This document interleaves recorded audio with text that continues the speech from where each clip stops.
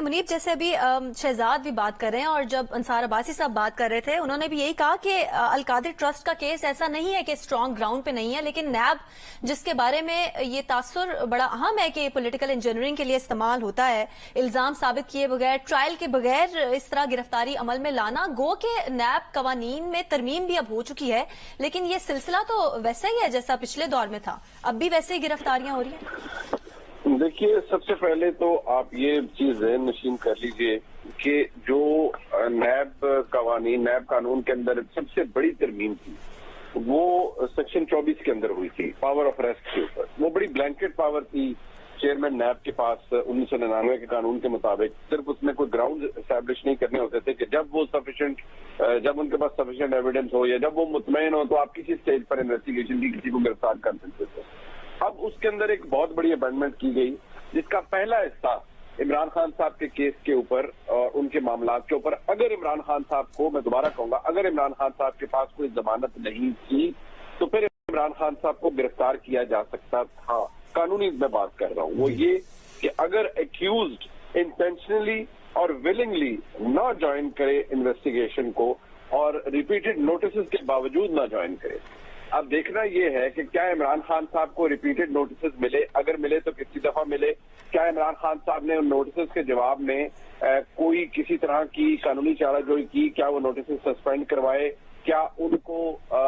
اس case میں انہوں نے ضمانت قبل گرفتاری لی یا پروٹیکٹیو بیل لی، یہ تمام سوالات ہیں جن کے جواب ہمارے سامنے آنے چاہیے۔ لیکن قانونی طور پر، میں خالصتاً قانونی طور پر بات کر رہا ہوں کہ سیکشن 24 کے اندر عمران خان صاحب نے اگر نوٹسز کے باوجود وہ شامل تفتیش نہیں ہوئے تو بات نظر میں انہوں نے یہاں پر ایک قانون کی خلاف ورزی عمل کیا۔ جہاں تک میرٹ کی بات ہے، یہ بات 100% درست ہے کہ اس کیس کے اندر وزن موجود ہے اور بنیاد بھی موجود ہے۔ یہ نہیں کہا جا سکتا کہ نہ ہی کوئی القادر ٹرسٹ ایگزسٹ کرتا ہے، نہ ہی کوئی 190 بلین پاؤنڈ ایگزسٹ کرتے ہیں۔ یہ تمام باتیں ڈاکیومنٹڈ ہیں، ان کا ٹریل موجود ہے۔ ایسا نہیں ہے کہ یہ باتیں ہوا میں تحریل ہو گئی ہیں، اور یہاں تو معاملہ کیبنٹ تک بھی گیا ہوا تھا، لہٰذا یہ باتیں اپنی جگہ پر موجود ہیں، ان کو کوئی پلے ڈاؤن نہیں کر سکتا۔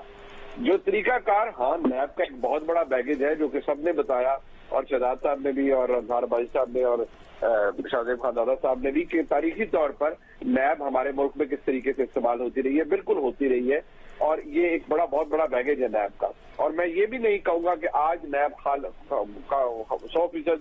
قانونی عملداری کر رہی ہے یا قانون کے مطابق کام کر رہی ہے، لیکن میں جو قانونی پوزیشن ہے امینڈمنٹس کے بعد وہ آپ کے سامنے میں نے رکھی ہے۔ گرفتاری عمران خان صاحب کی ہو سکتی تھی اور ممکن تھی اس معاملے کے اندر، اور سیکشن 24 کے اندر واضح لکھا ہے کہ اگر کوئی نہیں پیش ہوتا ریپیٹڈ نوٹسز کے باوجود تو اسے گرفتار کیا جا سکتا ہے۔ لیکن سوال یہاں پر یہ ہے